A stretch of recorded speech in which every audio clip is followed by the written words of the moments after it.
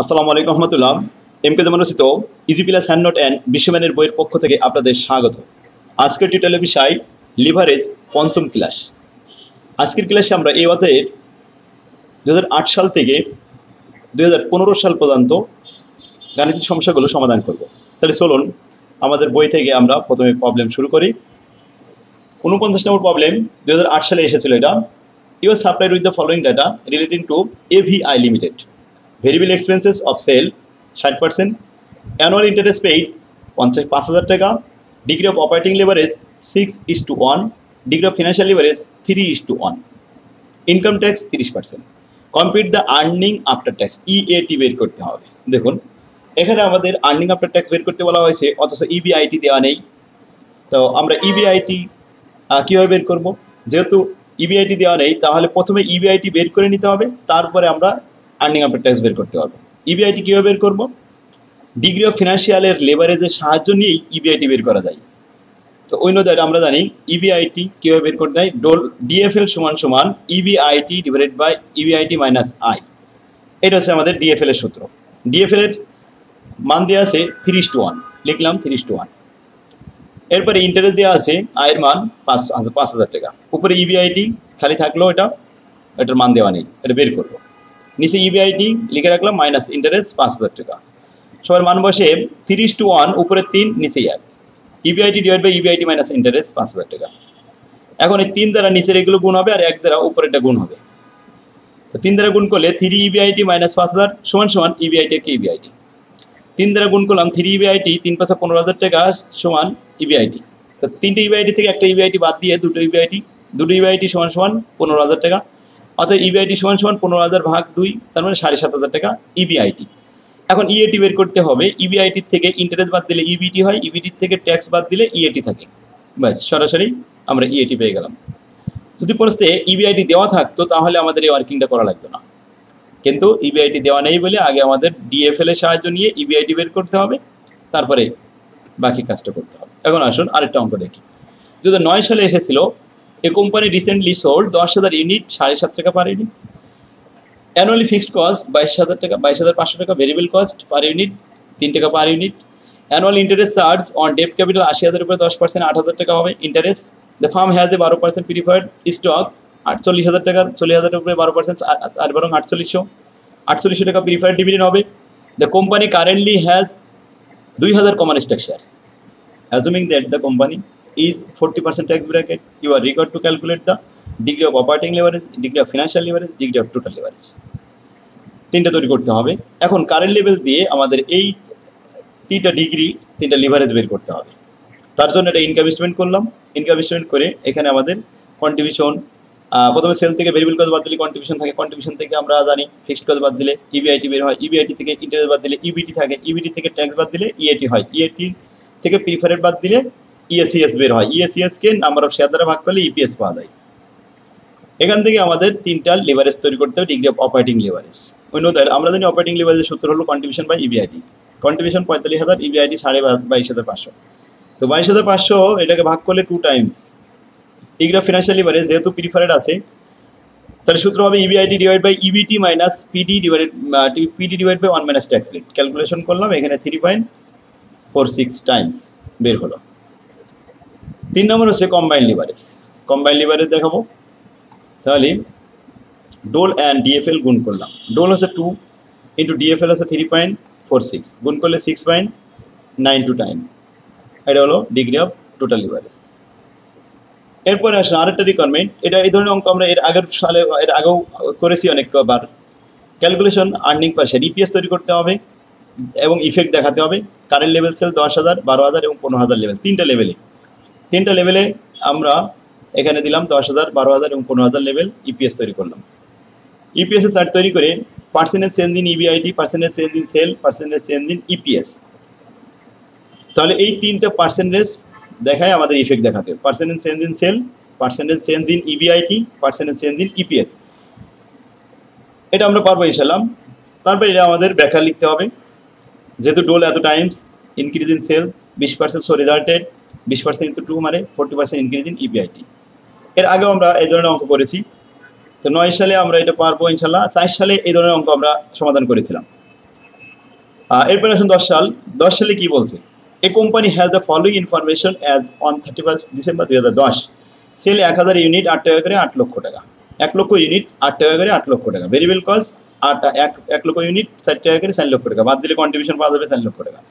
Fixed cost বাদ দিলাম, EBIT পেয়ে গেলাম।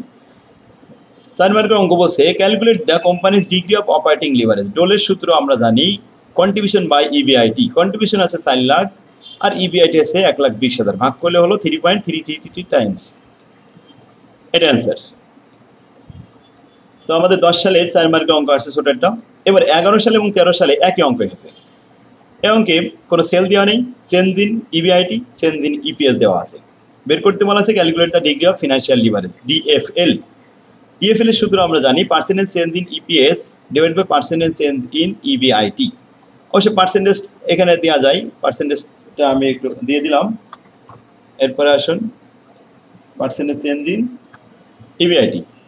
আর পার্সেন্টেজ যেহেতু দেওয়া নেই, তো ডাইনে পাশে আমরা বের করতে পারি ইপিএস। ইপিএস এর পার্সেন্টেজ চেঞ্জ কেমন হয়েছে? যেমন আগে 9 সালে ছিল 20 টাকা, এখন হয়েছে 60 টাকা। তাহলে 60 টাকা মাইনাস 20 টাকা ডিভাইড বাই 20 টাকা ইন্টু 100, 200% হয়েছে।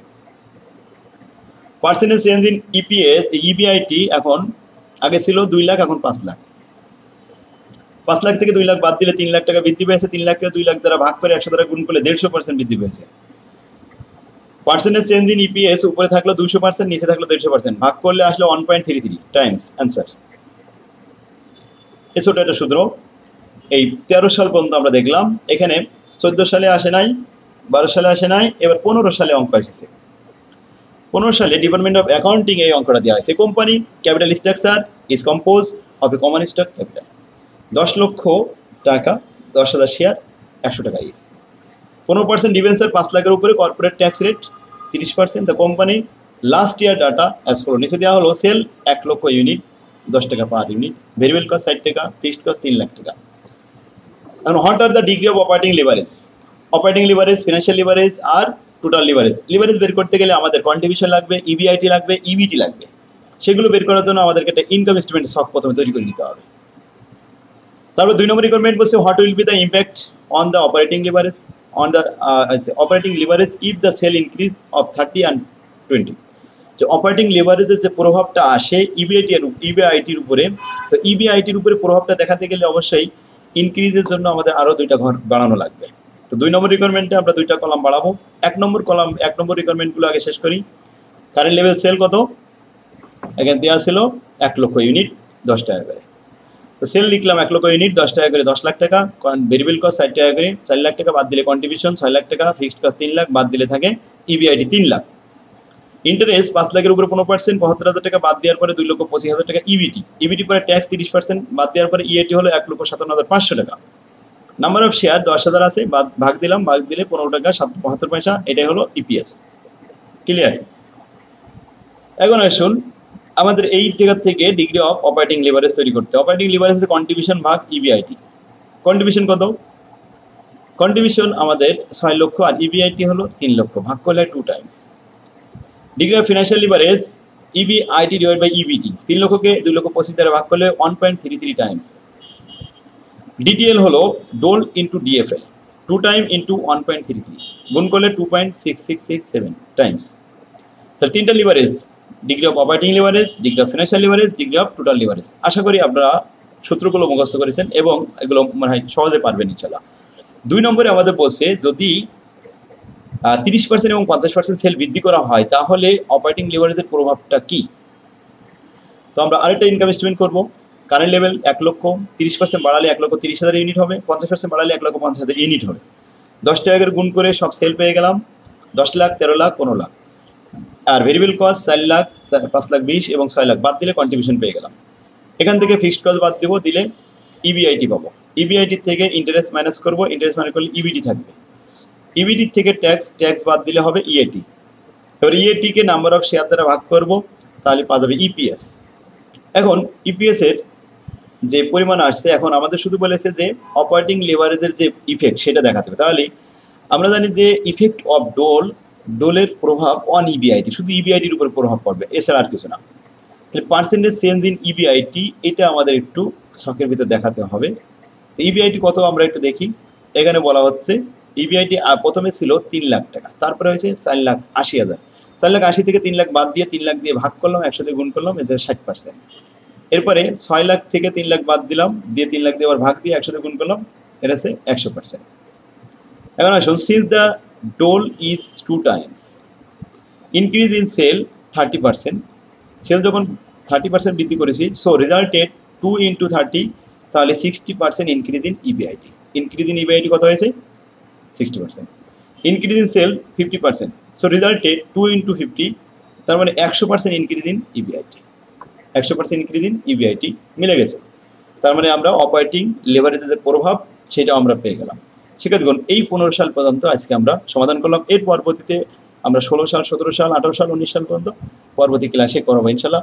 তো শিক্ষার্থীগণ, আপনারা যারা এখনও পর্যন্ত আমার বইটা সংগ্রহ করতে পারেননি, স্ক্রিনে যে নাম্বারটি আছে এই নাম্বারে যোগাযোগ করে আমাদের অফিস থেকে অনলাইনে বইটা নেওয়ার ব্যবস্থা করবেন। ফার্স্ট ইয়ার থেকে শুরু করে মাস্টার্স ফাইনাল ইয়ার পর্যন্ত প্রত্যেকটা বই, থিওরিটিক্যাল, ম্যাথমেটিক্যাল সব বই আমার আছে সাজানো। আপনারা বইটা সংগ্রহ করার জন্য যোগাযোগ করবেন। তো আল্লাহ হাফেজ, আসসালামু আলাইকুম রহমতুল্লাহ।